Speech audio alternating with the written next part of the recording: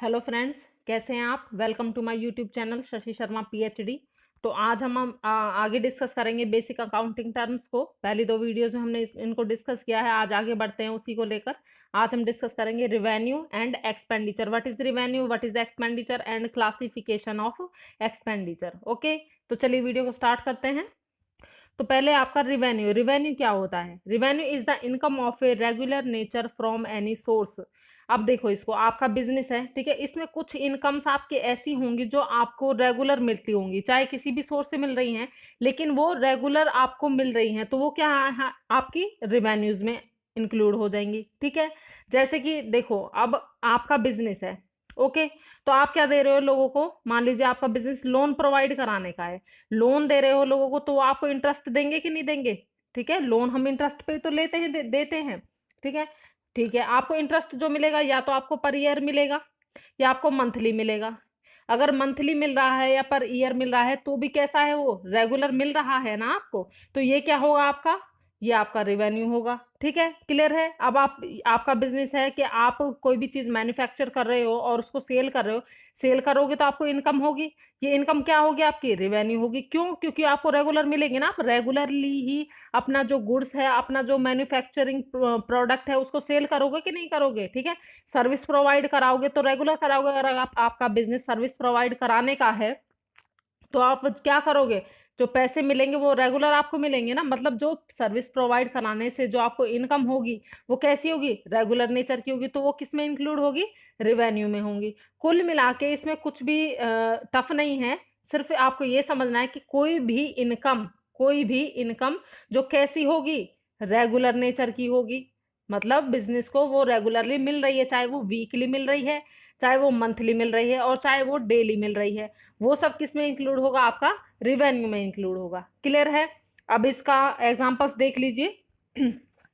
Such as amount received from sales of goods. अब अभी मैंने बताया भाई, आप या तो आप कोई भी गुड परचेज कर रहे हो और उसको फिर क्या कर रहे हो, रीसेल कर रहे हो, तो भी आपका बिजनेस क्या है भाई। कोई भी प्रोडक्ट आप बेच रहे हो तो यानी कि आपका बिजनेस गुड्स सेल करने का है। ठीक है, या फिर आप सर्विस प्रोवाइड करा रहे हो, या फिर आप कुछ भी कर रहे हो, या तो आप गुड्स सोल्ड कर रहे हो या आप सर्विस प्रोवाइड करा रहे हो, उसके बदले में आप इनकम करोगे कि नहीं करोगे, आप पैसे लोगे कि नहीं लोगे, तो ये वाली जो इनकम होगी ये रिवेन्यू में आएगी। ठीक है, ओके। उसके बाद क्या कह रहा है, ये amount received from providing service, आप सर्विस प्रोवाइड करा रहे हो तो भी किस में आ जाएगी, ये रिवेन्यू में आएगी। Receipt of rent. रेंट अभी मैंने बताया भाई, आप अगर आपका बिजनेस जो है वो मान लीजिए होटल का बिजनेस है आपका, ठीक है, तो आप क्या देते हो, रूम्स देते हो रेंट पे। रेंट पे रूम दोगे तो आपको इनकम होगी, इनकम कैसी होगी, वो रिवेन्यू में होगी। कमीशन है, डिविडेंड है, इंटरेस्ट है, वो सब किस में आएगा, आपका रिवेन्यू में आएगा। इसमें कुछ भी नहीं है, सिर्फ आपको दो बातें आपको इसमें याद रखनी है। पहला है रेगुलर नेचर, ठीक है, जो इनकम आपको रेगुलर हो रही है वो रिवेन्यू में है, और इसके एग्जांपल्स कौन कौन से हैं ये आपको याद रखने हैं। अच्छा जी, आगे क्या कह रहा है, capital and loans are not revenue. अगर कैपिटल है, कैपिटल वो रिवेन्यू है हमारी जी? नहीं, वो तो हमारी लाइबिलिटी है। ठीक है, लोन है, लोन रिवेन्यू है? नहीं जी, वो भी हमारी क्या है, लाइबिलिटी है। पहले हमने लाइबिलिटी में इसको पढ़ लिया है ना पिछली वीडियोज में। ठीक है, तो लोन और कैपिटल क्या है, आपकी लाइबिलिटी होती है, वो आपकी रिवेन्यू नहीं होती है। रिवेन्यू में आपका रेंट आ जाएगा, कमीशन आ जाएगा, डिविडेंट आ जाएगा, इंटरेस्ट आ जाएगा, या फिर आप सर्विस प्रोवाइड करा रहे हो तो उससे इनकम, या आप गुड्स सोल्ड कर रहे हो तो उससे इनकम। ठीक है, वो किस में आ जाएंगे, आपकी रिवेन्यू में आ जाएंगे। क्लियर है। ओके, आगे देखते हैं रिवेन्यू फ्रॉम ऑपरेशंस। ये तो हो गया रिवेन्यू। आप इसको अगर हम रिवेन्यू फ्रॉम ऑपरेशंस और रिवेन्यू में डिफरेंस करें तो आप इसको तो टोटल रिवेन्यू मान लीजिए इसको, और इसको मान लीजिए रिवेन्यू फ्रॉम ऑपरेशंस, यानी कि अलग इसको। जो रिवेन्यू ऑफ फ्रॉम ऑपरेशंस है ये एक छोटी टर्म है, ठीक है, और रिवेन्यू जो है वो एक बड़ी टर्म है। इस बड़ी टर्म में जो रिवेन्यू फ्रॉम ऑपरेशंस है वो इंक्लूड है। क्लियर हुआ कि नहीं हुआ?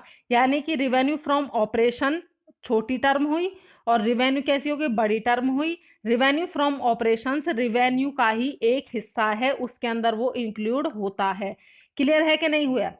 अच्छा अच्छा, इसमें देखो रिवेन्यू में जो हमारे एग्जांपल्स हैं उनमें देखो, इसमें से अगर हम ये कमीशन को, रेंट को, डिविडेंड को हटा दे तो बचा क्या भाई, रिसीव्ड, अमाउंट रिसीव्ड हो रही है किससे, सेल्स ऑफ गुड्स से, और अमाउंट रिसीव्ड हो रही है प्रोवाइडिंग सर्विसेज से। तो ये दोनों जो आपकी इनकम होंगी, ये जो ना दोनों जो अमाउंट रिसीव्ड हुई हैं आपको, ये किस में आ जाएंगी, रिवेन्यू फ्रॉम ऑपरेशंस में आएंगी। क्लियर हुआ? कुछ नहीं है। रिवेन्यू में तो बहुत सारी चीजें इंक्लूड हो गई हैं, ठीक है, ये सारी चीज जो हमने एग्जांपल दिए थे आपके। लेकिन रिवेन्यू फ्रॉम ऑपरेशंस में सिर्फ सर्विस प्रोवाइड कराने से और गुड्स सोल्ड करने से जो इनकम हुई है, सिर्फ वही इनकम रिवेन्यू फ्रॉम ऑपरेशन के अंदर आएगी। क्लियर है कि नहीं है? ओके, अब इसको एक बार रीड कर लेते हैं। Revenue from operations, it is the revenue from firms operating activities. Firm की ऑपरेटिंग एक्टिविटीज, एक्टिविटीज का मतलब होता है संचालन क्रियाएं।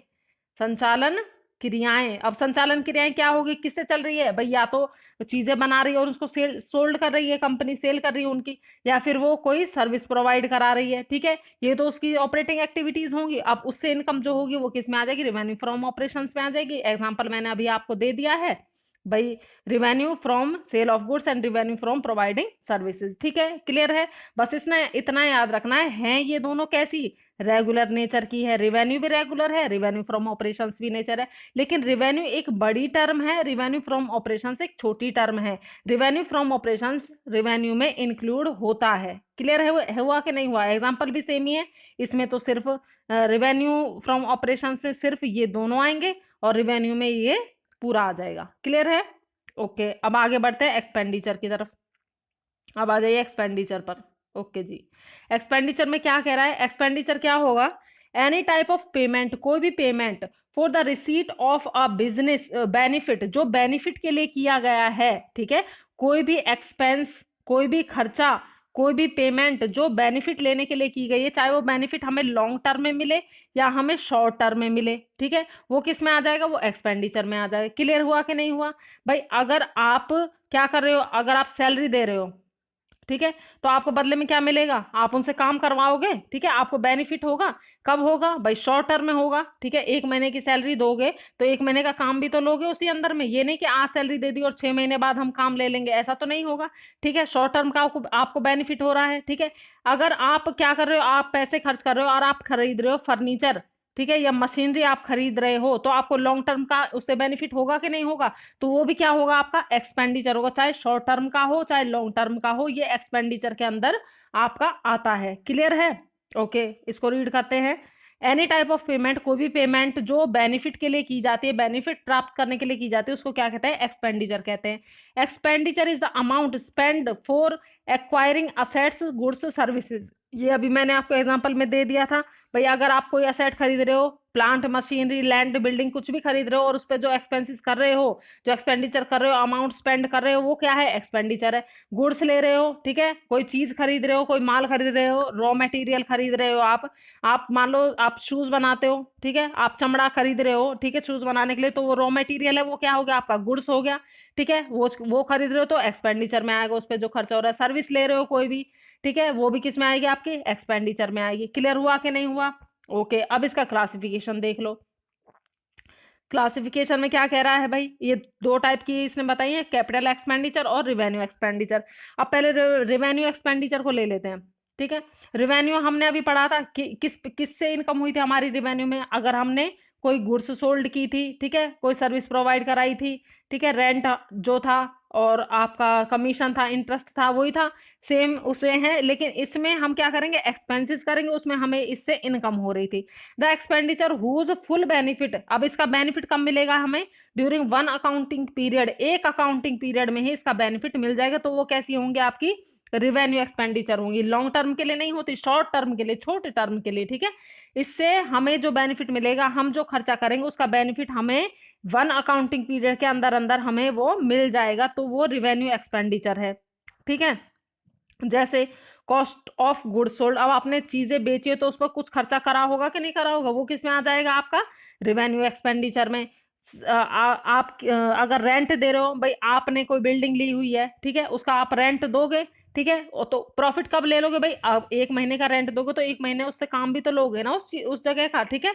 तो वो रिवेन्यू एक्सपेंडिचर में। Electricity charges, salary, cost of providing services, ये किस में आ जाएंगे? आपकी रिवेन्यू एक्सपेंडिचर में आएंगी। क्लियर है? Such expenditure are debited to trading and profit and loss account, और ऐसे एक्सपेंडिचर को हम कहाँ डाल देते हैं? ट्रेडिंग में और प्रॉफिट एंड लॉस अकाउंट में इनको डाल देते हैं। क्लियर है?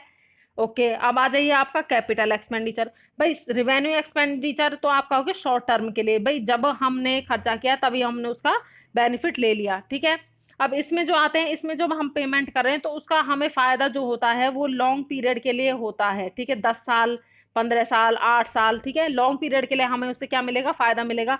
कैपिटल, कैपिटल में हमने पढ़ा था कि भाई कैपिटल वो होती है जो ओनर इन्वेस्ट करता है, ठीक है।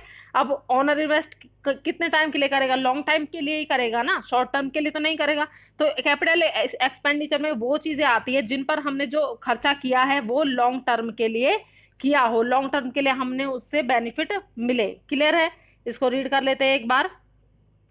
The expenditure which is incurred in acquiring fixed assets, जो फिक्स असेट्स को लेने के लिए खर्च किया गया हो वो क्या होगा, कैपिटल एक्सपेंडिचर होगा। Such as amount spent on purchase of building, land, machinery, furniture, या अभी मैंने आपको बता दिया था, इन पर जो खर्चा होगा वो क्या होगा, कैपिटल एक्सपेंडिचर होगा। Such expenditure is return as return in assets, इसको किस में नोट डाउन करते हैं हम, बैलेंस शीट में असेट साइड में हम इसको क्या करते हैं, ऐड कर देते हैं, क्योंकि इस एक्सपेंडिचर से हमें लॉन्ग टर्म के लिए बेनिफिट मिलेगा। भाई लैंड है, खरीदी आपने, खर्चा किया इसके ऊपर, तो ये क्या हो गया, आपके असेट हुई ना, तो ये अब असेट साइड में ही जाएगी ऑब्वियसली। क्लियर हुआ कि नहीं हुआ? तो इसमें क्या डिफरेंस है, कैपिटल में कैपिटल लॉन्ग टर्म के लिए एक्सपेंडिचर होता है, रेवेन्यू एक्सपेंडिचर शॉर्ट टर्म के लिए होता है। भाई उसी अकाउंटिंग पीरियड में आपको बेनिफिट मिल जाएगा। इसके एग्जांपल असेट्स हैं, ठीक है, इसके एग्जांपल्स हैं जो आपके छोटे मोटे खर्चे आप कर रहे हो वो होते हैं इसके, ठीक है। और इसको हम क्या कहाँ दिखाते हैं, कैपिटल एक्सपेंडिचर को असेट्स में दिखाते हैं बैलेंस शीट में, और इसको हम प्रॉफिट एंड लॉस अकाउंट में एक्सपेंडिचर के अंदर दिखाते हैं डेबिट साइड में। क्लियर है?